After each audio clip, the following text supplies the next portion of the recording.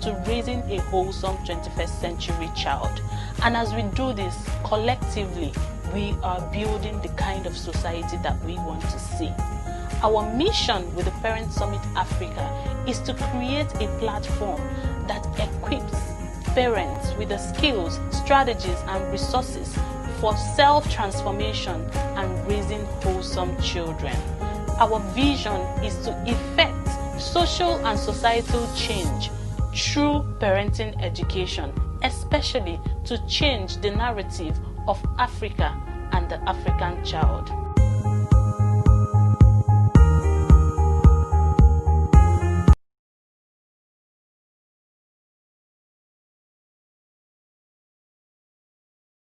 What we do with Parent Summit Africa is to help parents experience an awakening that will cause them to take a part to creating a change in themselves individually, as well as commit to raising a wholesome 21st century child. And as we do this collectively, we are building the kind of society that we want to see. Our mission with the Parent Summit Africa is to create a platform that equips parents with the skills, strategies, and resources for self-transformation and raising wholesome children.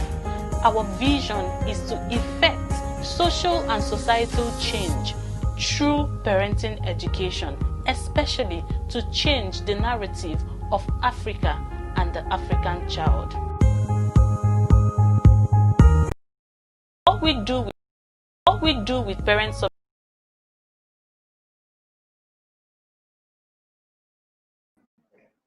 Hi, good evening. This is day 2 of Parent Summit Africa, and we are live.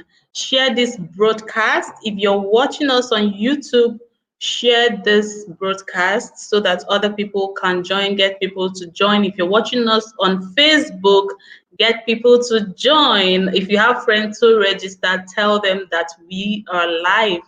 And today is going to be an amazing session. I know that you have seen the schedule, but there is a little adjustment. So instead of starting with the child safety matters, but we're starting with the second session instead of the one that was programmed to be the first session. So we're starting with parenting your adolescent and teen child. That is the session we are starting with. And our speaker is Oluwatoyin Ogunkomi, and she's right here in the studio. I'll bring her in just a moment, and she's going to take us on a journey of how to understand your adolescent child and how to parent them for best outcome. This is going to be an expository session. Get your pen, get your papers, and get ready to learn. This is Parent Summit Africa 2020, the online experience. This is day 2, session 1. Let's dive right into a learning experience. Who is Oluwatoyin Ogunkomi? Oluwatoyin Ogunkomi is the founder of Parenting Support System. She's an amazing colleague of mine. We've done a lot of work together, and she's a certified emotional intelligence coach. She helps parents to understand their children and to parent them without losing their cool. And I make welcome our amazing speaker, Oluwatoyin Ogunkomi. Good evening. Hello, good evening, Vivian. How are you doing? I'm fine. I hope you can hear me with this. Yes, I can. We can hear you Great. loud and clear. If you can hear us, please drop a comment so we're sure that you can hear us and we're not having any glitches. If you can hear us, kindly show us some love in the comment before we start the conversation.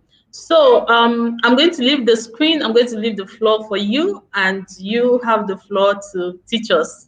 We are your students. Yes. All right, sis. Okay. So, good evening, everyone. You're welcome to the second day of this parenting summit. Vivian has done a great job getting all the experts she has gotten. She's done a great job by getting them here. And for parents that are on live, I just want to congratulate you because you've been getting lots of um good content from the people that have spoken.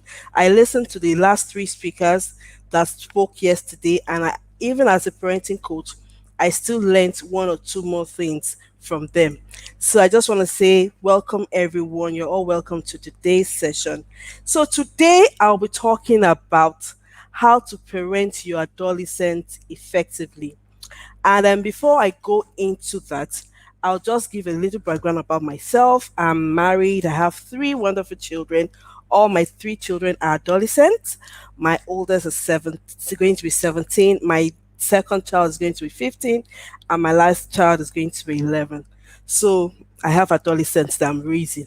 And one of the things I realized as a parenting educator, as parenting coach, when I speak to parents that have adolescents or that have teenagers as children, I see this should I say anxiety or this fear. I've heard some of them complaining about the fact that they just can't connect with the adolescent. They just can't understand the adolescent. They don't know what's happening. They don't know why they're not connecting with the adolescent. And I've also heard adolescents saying that I can't speak to my mom. I can't speak to my dad. We just don't have any relationship. I don't know what's happening. And as parents, it's very important that you get to understand the psychology of your adolescent. For you to have a good relationship with them, you need to know what is happening to them during this developmental stage of their life. So, children between the ages of 10 and 21, they are known as adolescents. According to the World Health Organization, they've defined adolescents as a as children between the ages of 10 and 21. And during this developmental stage, there are lots and lots and lots of changes going through them. So for parents, it's very important that for you to parent your adolescent effectively, you need to understand the psychology of adolescents. You need to understand the changes going on in them. You need to understand the peculiarity of this developmental stage in the life of your child. And the thing about you knowing this is once you, the parent, get to know more about what is happening to your adolescent, it helps you to even equip your adolescent to expect certain things that might happen to them. So most times you have adolescents going through this puberty stage, going through this developmental stage, not knowing what to expect. So for parents, it's important for parents to understand what is happening to their children so that they can teach their children and equip their children with relevant tools and information for them when they get into that stage so that they know what to expect about this developmental stage. And like I stated and I said, an adolescent is any child between the ages of 10 and 21. Adolescence is a transition period, from childhood to adulthood. So it's very important that parents get to know that your child is no more, in quotes, a child when the child becomes an adolescent. And that child is not an adult. Although the child might be big, the body might be filling up, the child is not an adult. The person is an adolescent. So it's very important that we know that your child is transiting from childhood into adulthood, and it takes 10 years. 10 years, and this 10 years is for you to prepare that child for adulthood. This 10 years is for you to prepare that child for independent living.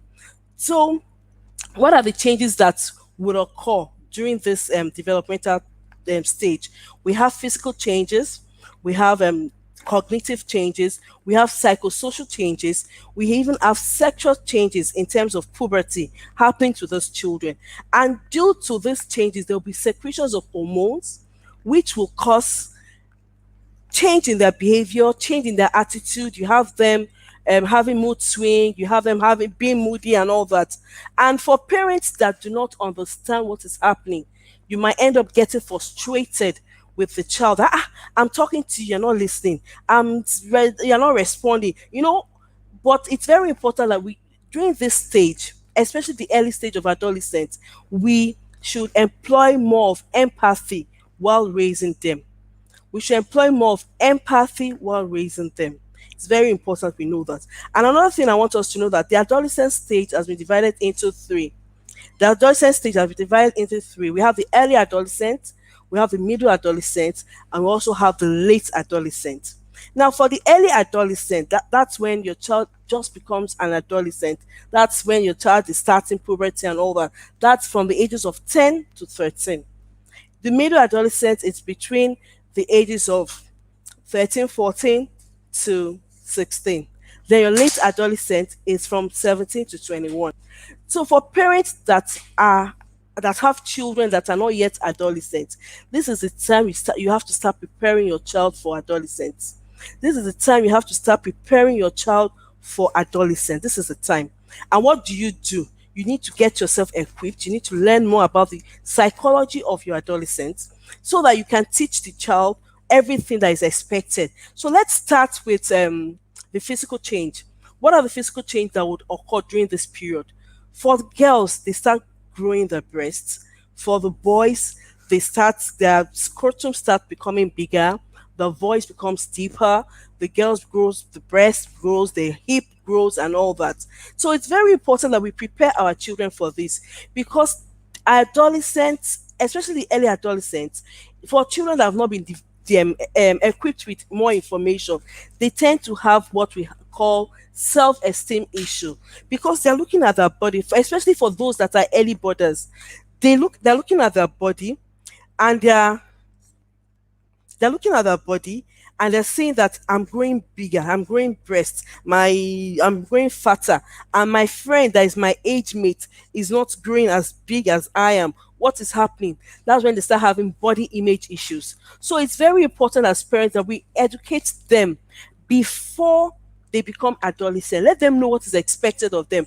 For the girls, tell them that, oh, when you become there are certain time that you grow taller than the boys, so you don't need to feel intimidated, you don't need to feel ashamed of yourself. It is normal, it is natural. Then for the boys, you let them know about the wet dreams. Let them know that, oh, when they get to a certain age, that because their scrotum is producing semen, that they might start having wet dreams. So these are things we need to prepare them for before they become adolescents. Now, what are the changes to expect? I said physical changes, cognitive change. What do I mean by cognitive change? They start thinking abstractly. So, for example, you've told your child there is black and there is white. Now that your child is becoming an adolescent, your child now is now thinking abstractly. Your child now knows that, oh, there is gray in between black and white. Your child now is now questioning you, start asking that, mommy, you said this, but I don't think this is what it means. Because your child is now thinking abstractly, there might be friction in the home. This is when parents will now say, "What, I'm telling you to do something, you're questioning me, you're asking me why." This is not the time you should start fighting with them. This is the time you have to start listening to them. So, adolescent stage is a stage where you employ empathy. It's a stage where you have to do more of listening to your children. It's a stage where you have to get to understand your child properly. And one of the things I tell parents that about adolescent is that your child is becoming is an emerging adult.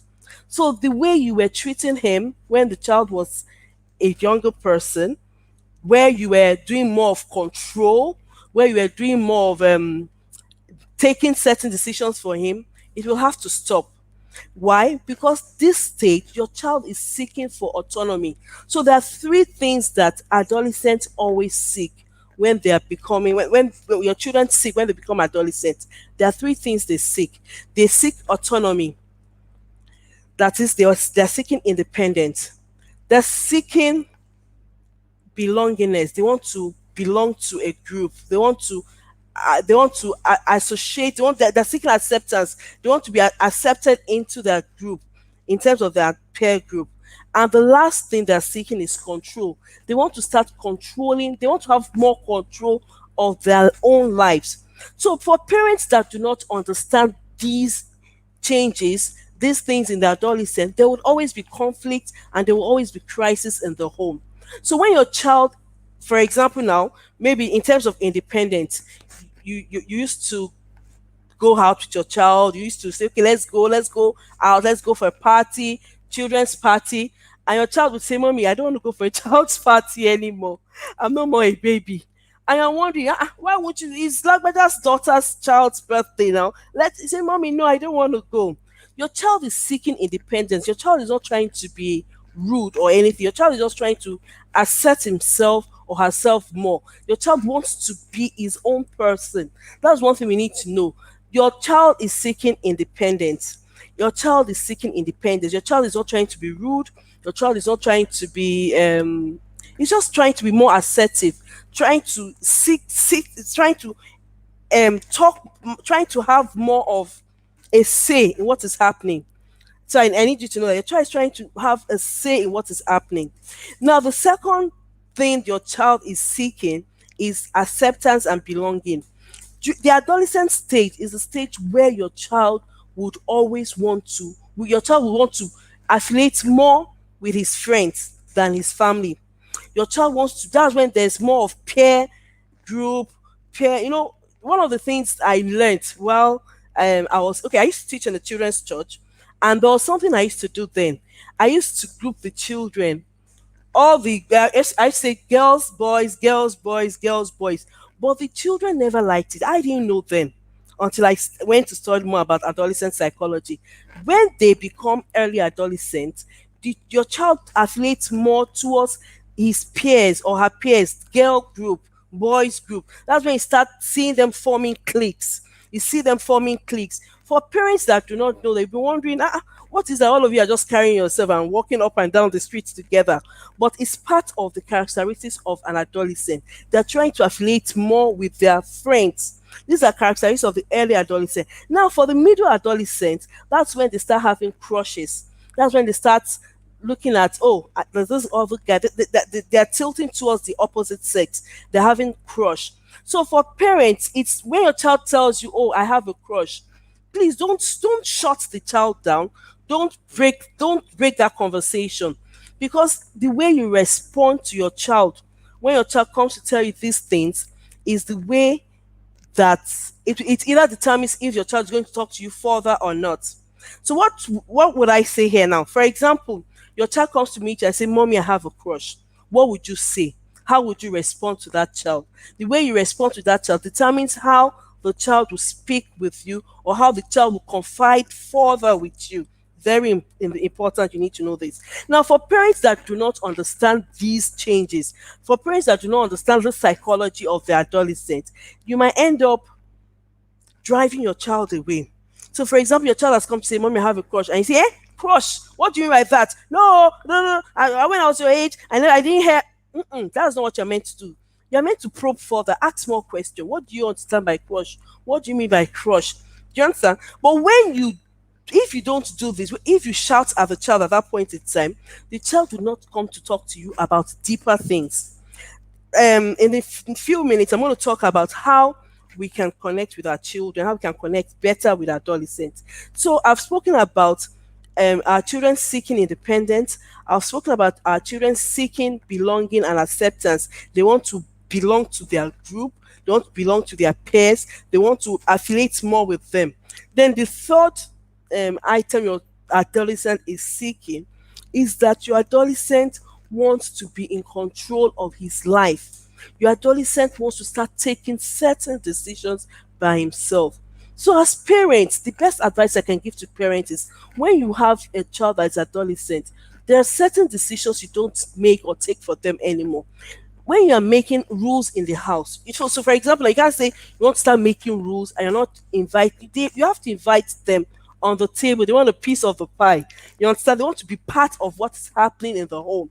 They want to be part of decision making in the home. Now, it's very important as parents that we invite them, listen to what they have to say, hear them, let them make decisions. One of the things I do in my home is, especially when school is about to start, that's when we change roles in terms of house chores. That's when we change rules in the house. I invite all my children. "Okay, you guys should come. What do you think we should do now? Last time, what did we do? What did we not do right? What do you think we should do better?" So it's very important as parents that we invite them, we listen to them.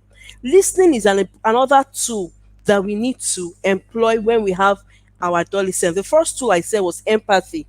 We need to empathize with what they're going through, the changes going through them. And the second tool is listening. We need to do more of listening than criticizing. Very important. Now, what are the characteristics? What are the changes that would occur? There's rapid development in terms of physical. They tend to mature. Their body tends to mature in terms of sexually. Their social development, they want to affiliate more with their friends. Emotional development, due to their hormones going through them, they would, 1 minute your child could be happy, the next minute your child is moody. They tend to have lots of mood swings, so you need to know that adolescents love to move in groups.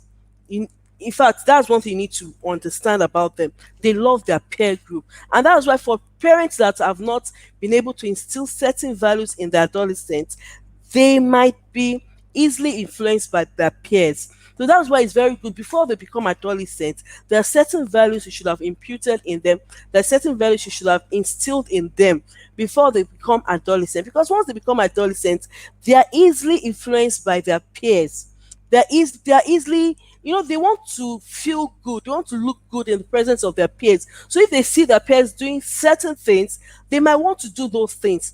But for children that have been taught about self-esteem, self-confidence, they wouldn't those are children that will not be influenced easily by their peers. So it's very important that before your children become adolescents, you teach them certain things, you instill certain values into them. The another thing you need to know about adolescents is that they want to express themselves. Freedom of expression.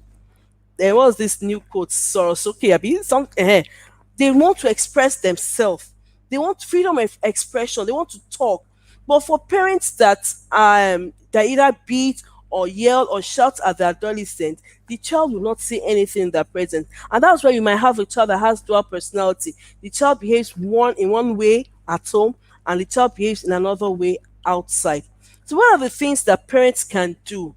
How can we now? What are the things we need to do now to raise our teenagers to our adolescents effectively? I'm going to give about 7 tips on what we can do as parents. I'm going to give steps on how we can raise our children effectively, adolescents effectively. The first tip that you need to know is that the way you raised your child when he was a younger adult, when he was a child, is not the same way you're going to use to raise him as an adolescent or as a teen. You need to know that your parenting strategy needs to change. The moment your child becomes an adolescent, your parenting strategy needs to change. Your parenting strategy needs to change from being control based, where you are the one dictating, where you are the one telling the child what to do, where you are the one picking out clothes, picking out shoes, telling the child that this is the school you're going to. Your parenting strategy will change from control based to more of support based, where you'll be doing more of coaching. Once your child becomes an adolescent, it's no more you controlling the child, but you supporting and influencing the child. Very important. So before you can do all this, I said you need to understand the psychology of your adolescent. You need to understand what is happening in the life of your adolescent.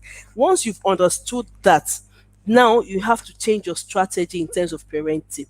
Your parenting strategy will no longer be control based, but more of support based, where you'll be the child's coach. I know, for those that have coaches, for those that have gone into coaching relationship, you know that when you have a coach, your coach is there to guide you. You take certain decisions yourself, but your coach is there to guide you. And that is how it is with parenting adolescents. You are to guide them, you are to influence them. You're not to tell them or enforce what you want them to do. They won't do it. And that's why we have rebellion in their homes. That's why you hear parents saying, my child does not listen to me. He's very stubborn. He only does what is in his heart. No, it's because you are trying to enforce your way. You're trying to enforce your will on the child. When your child becomes an adolescent, it is time for you to start support based parenting. Support based parenting. You coach the child more than controlling.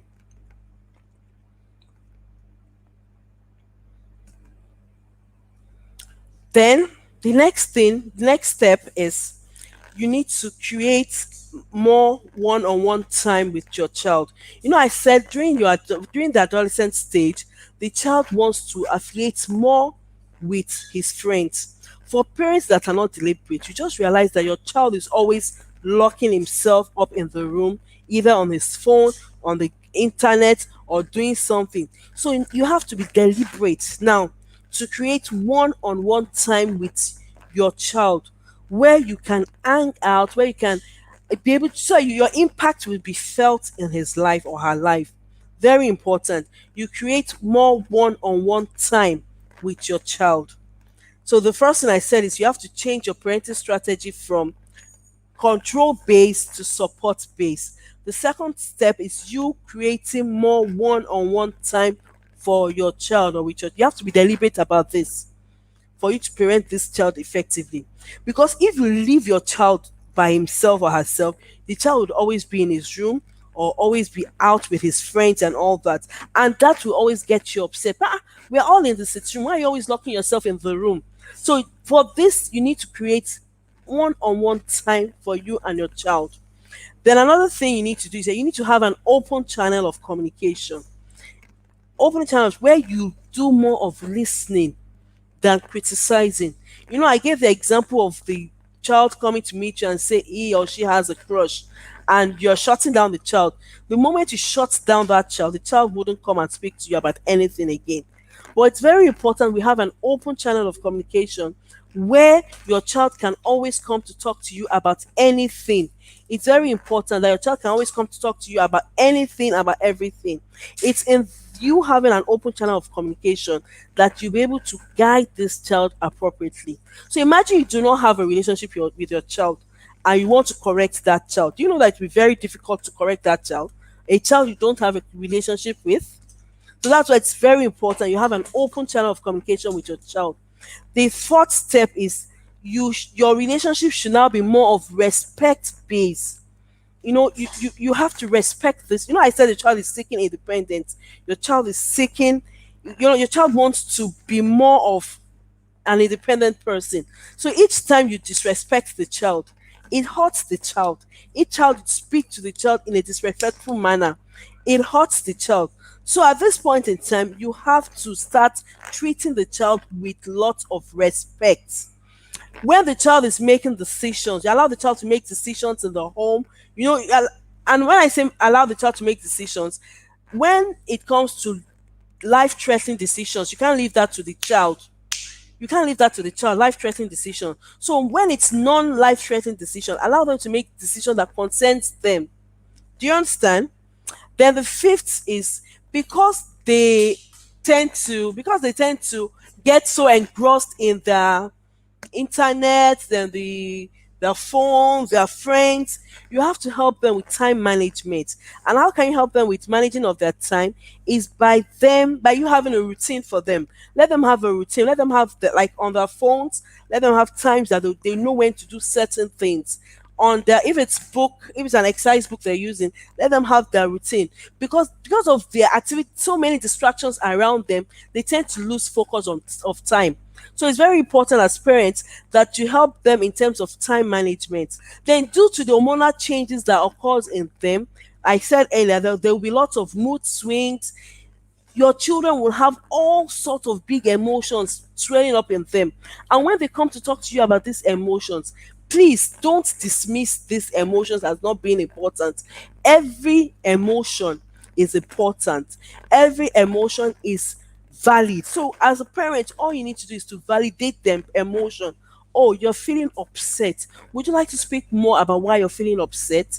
This is not the time that you now show. What do you mean by you're feeling upset? Come on, wait. No, you don't do that. You validate the emotion. Try to understand what they're going through. And because of the changes going through them, they have all sorts of challenges that they're facing that they wouldn't want to talk to you about. Because some teenagers might be, oh, I don't want to disturb my mom. Some will say, oh, if I tell my mom what I'm going through, my dad will scream at me, or if I tell my dad what I'm going through, he will just trivialize it.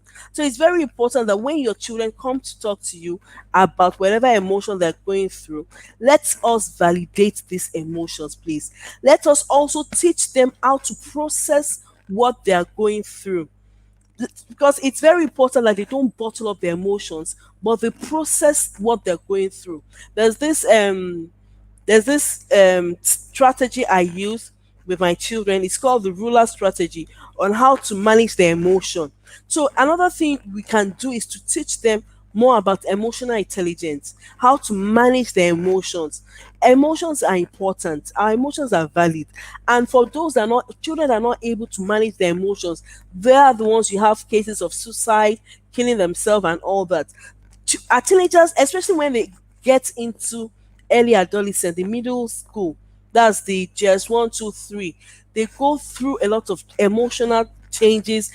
So many things are going through them. Their body is changing, they're trying to fit in, a lot of expectations from mommy, a lot of expectations from their friends, so they're going through a lot of emotions. So it's very important that we try to speak with them about their emotions. We teach them about emotional intelligence. We help them to teach them how to process their emotions. It's very important. It's very emotional intelligence is very important. And the best way you can teach your children about emotional intelligence is by you, mommy, you, daddy, learning how to manage your own emotion. The moment you can manage your emotion yourself, it'll be easier for you to teach your children how to manage their emotions. Now, in terms of discipline, discipline is not you beating, discipline is not you punishing, discipline is more of you teaching and guiding. When you have adolescents, you can't beat your adolescents. You can't, you can't. It's in fact, the moment the moment you start beating your adolescent to correct a misbehavior, that means you failed as a parent. I need you to know that. So when you have adolescents and you want to discipline, you want to correct, your correction should be more of training and teaching. Your correction should be more of training and teaching. Your correction should be more of training and teaching, please. Not beating, not yelling, not saying all sorts of negative things to them. It should be more of correct teaching and guiding. You have to teach them what is expected of them.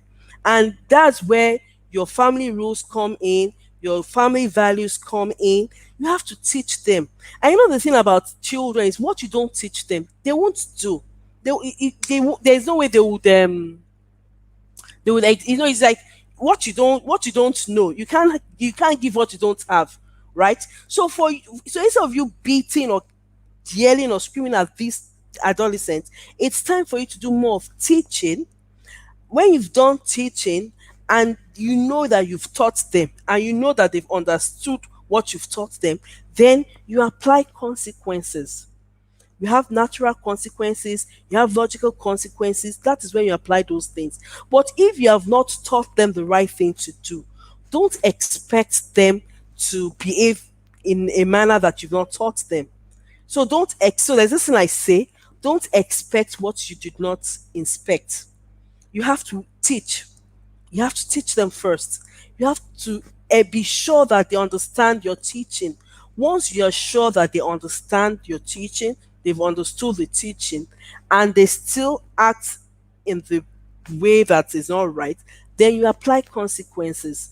Apply logical consequence, apply logical consequence, apply logical and natural consequence. You apply that. Then I like to talk about communication. Communication is another area where I realize parents and adolescents always have conflict. The children will say, "Mommy is not there to listen to me." And when I want to talk to mommy or daddy, they're either busy on their phone, they're either busy doing one thing or the other. Please, it's very important that we are physically and emotionally available for our children. It's very important that we're physically and emotionally available for our adolescents. Very important, please. Because this stage of their life is the stage where they need more of guidance, because they are easily influenced by their peers. And the reason why they're easily influenced by their peers is because they want to fit in. They don't want to be left behind. This is the stage where I said the second one of the second need in their life apart from independence is the need for acceptance and belonging. So if you are not there as their parents to speak with them physically, emotionally, the next person that is ready to listen to them is the person they will go with, and that person could actually be a wrong person. Then I also want us to talk about, you need to talk to them about their sex and sexuality. And I tell parents, before your child becomes an adolescent, you need to, in fact, the sexual conversation is the conversation that should be ongoing in your home, right from when your child can start talking.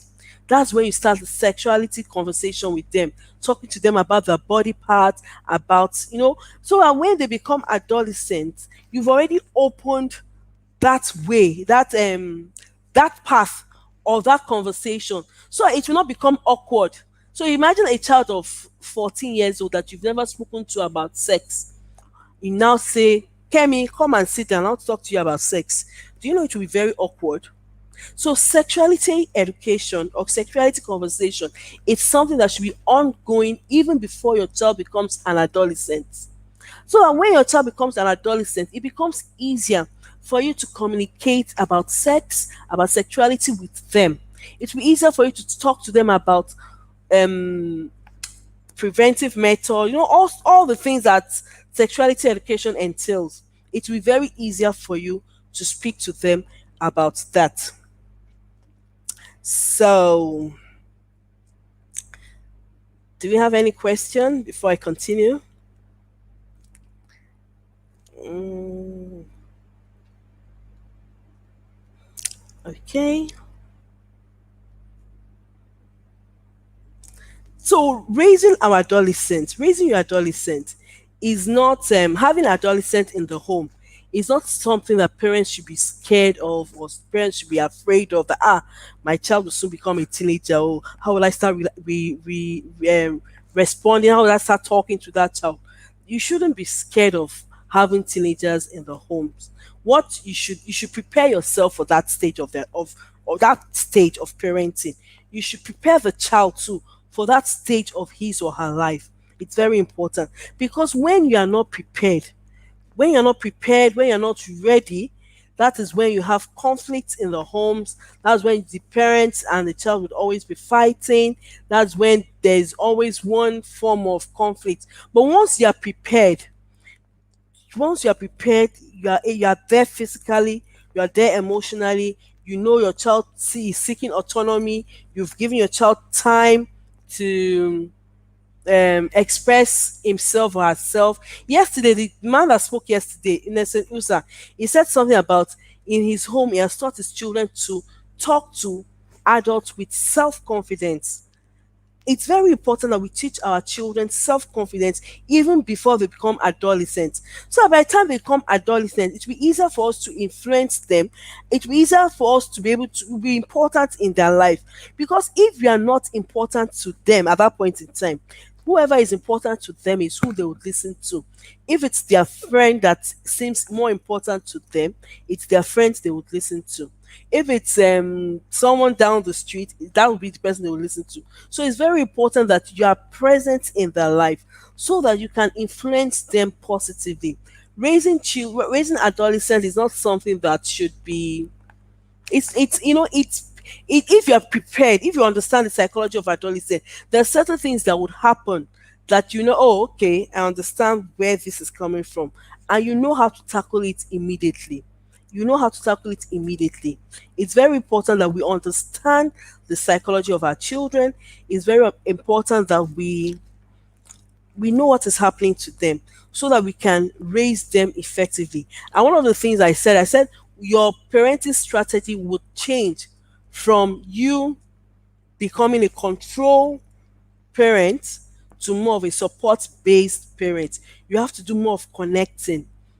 What are the logical consequences that can be applied? Okay, that's a question. Okay, great. So for logical consequence now, for example, your child, you've told your teenager that anytime let me use washing of clothes. This one happened in my house recently. When you wash your clothes by 6 p.m. is to bring in that clothes. That's bringing that clothes, right? And by 6 p.m. he did not bring in the clothes. And you saw the clothes, you didn't do anything. Then the next morning, it rained overnight. The natural consequence for that is that it rained, he didn't bring in his clothes. So there's these clothes to be wet. That's natural consequence. Now, logical consequence, your child has done something. Okay, let me give this example. Your child has spoiled somebody's maybe pencil, or has spoiled something that belongs to another person. Okay, let me give this even happened in my home. Then my son, they play basketball. We have a basketball court outside our home, and one of their friends came with his basketball to the house, and the boy did not go back with basketball. Logically, you're not meant to use the basketball. You're meant to keep it. When the guy comes, you give him back his basketball. Unfortunately for them, they used the basketball, and guess what happened? The basketball got busted. Logically, they had to go and use their money to buy the boy another basketball. So that's logical consequence. So when it says, if these thoughts were not done before adolescence, what can you do to correct it? Great. So if you did not have these conversations with your children before adolescence, the good thing about their brain, their brain is still developing. Their brain, the the prefrontal cortex, which is used for reasoning, is still developing. And there's this called neural pathways, which is also they're kind of elastic, plastic. So that the things you've not taught your children in the past, you can still teach them and they can still learn because their brain is still developing. And another thing is that you have to have a relationship with them.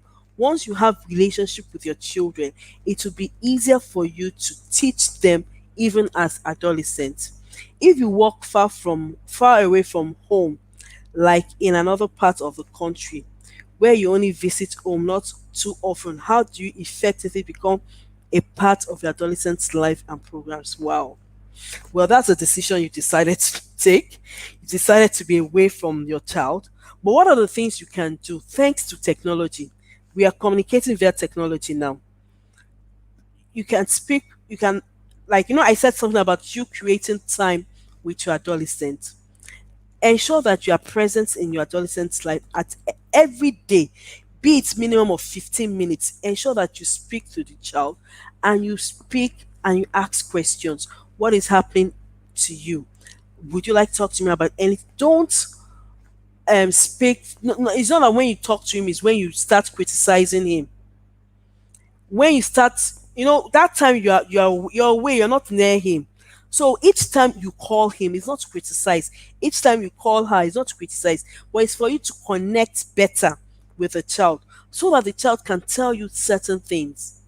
I know of a family that the husband is not living in the same home with them, but the man is involved in the life of his children as if he's staying as if he's living in the house, because he calls them, he knows what is happening in the school, he knows when the next game is coming up, he knows their friends, he asks questions, oh, what's happening with this person today. You just have to be emotionally involved in the life of your child. Very important. Any other question?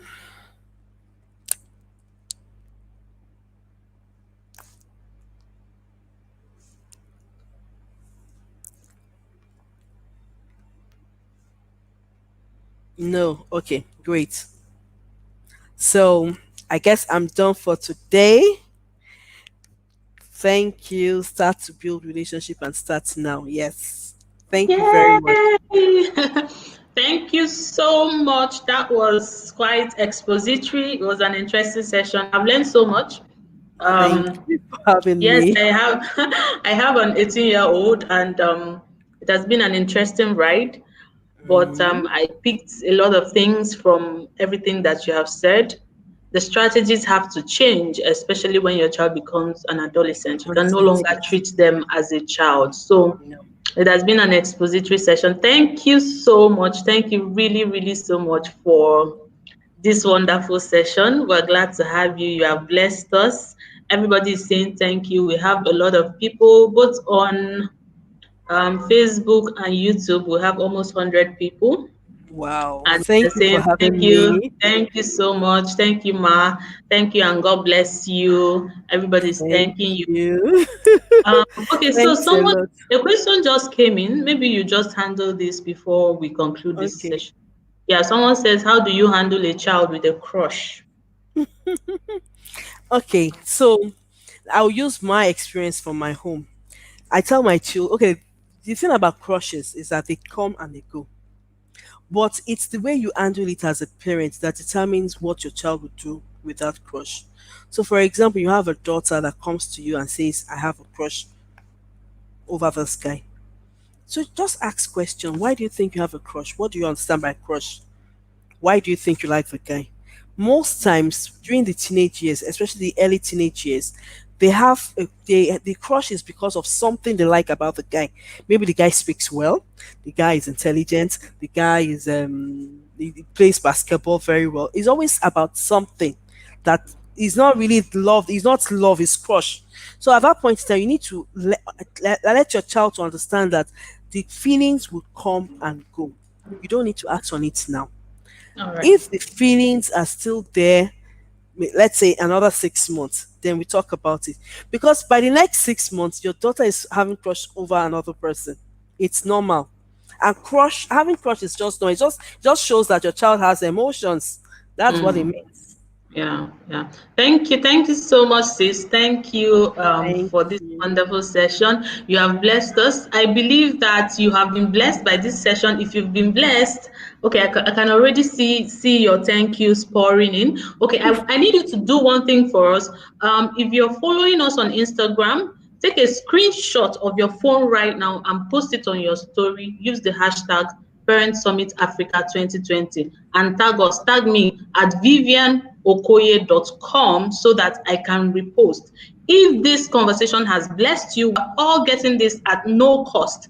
You want other parents to actually learn what you are learning here because it's our collective duty, right? It's our collective duty. If you raise your child well and other people don't raise their children well, those children will still meet your children in And school. influence There them, is yeah. a yes, there's a very high chance that they can influence your children. So this is a collective responsibility. If you're on Facebook, I'm sure you jotted a lot of things down. Put your jottings on your Facebook profile with the hashtag Parent Summit Africa 2020. Post these things on Facebook, get people to know about what we are learning here so that they can join. On Instagram, post it on your Instagram story. Take a screenshot of the screen right now, post it on your Instagram story, and tag at Vivian Okoye. At Vivian Okoye is on the screen. That's my Instagram handle. You can follow us on Instagram. You can join our Facebook community, Conscious Parents Community on Facebook. Conscious Parents Community on Facebook. That's where we are broadcasting. So if you prefer to watch on Facebook, you can join our group so that you can watch from Facebook. If you're watching us on YouTube, then you need to click the notification button because sometimes you may miss the email. But if you are watching on Facebook, subscribe and click the notification button so that when we go live, you get the notification on your phone and you can join the conversation. This has really been an interesting one. I told you that our schedule was altered. Our schedule is altered a little bit. So our next session is not starting by 6 o'clock. It's actually starting by 6:30. If you got the link, then you know that I put the time of the session in the link that was sent to the email and on the Telegram channel. If you're not getting the emails, if you're not getting the email, that means you did not give us permission to send you our newsletters. When you filled out that form in the email, you were supposed to tick the box so that you can get our newsletters. So if you haven't been getting our emails, that is why you're not getting it. But that's not a problem. Just join the Telegram. If you're in the Telegram channel, you get all the notifications and you even get reminders anytime we go live. We'll send you the link, we send you the reminders. So thank you so much for doing this with us. Thank you for joining. Thank you for staying true. Thank you for your commitment to learn more about parenting. This is our tool for changing the world. If you raise a better human being and I raise a better human being, then we are changing the world. Never Yeah. think that what you're doing with parenting is insignificant. If all you can give to posterity, or if all you can give is to raise your child to be a good, wholesome person, then you have done enough for the world as it is, because you are bringing a wholesome and a better individual into the world. So our ministry as parents, we cannot overemphasize the importance. No other thing is as important as raising a human being. Yes, we need to make money. Yes, we need to make a living. But that's why we're having these conversations. If we have the right tools, if we have the right knowledge, we can win on all sides. May we not be those people who succeed in the marketplace and fail in our families. God forbid. And that is why we are doing this thing. So get on the other people on board. Share, share, share, share, share. I'm grateful to everyone who will share, and I appreciate all that you do. I appreciate the massive love. In fact, the support has been crazy. The prayers have been receiving, the support, the share, I appreciate all of that. I see you, I love you, I appreciate you. Thank you. And thank you for praying against the Third World Network. It worked. Your prayers worked. I appreciate it and I love you guys. So just hang on and come back by 6:30 for our next session. We're talking about effective discipline strategies. You don't want to miss that one. Everybody has issues in Nigeria, in Africa. Many of us have issues with discipline. So we all want to be there so that we can learn how to discipline without breaking our children. So guys, have a wonderful evening and see you by 6:30 p.m. Thank you. Thank you, sis.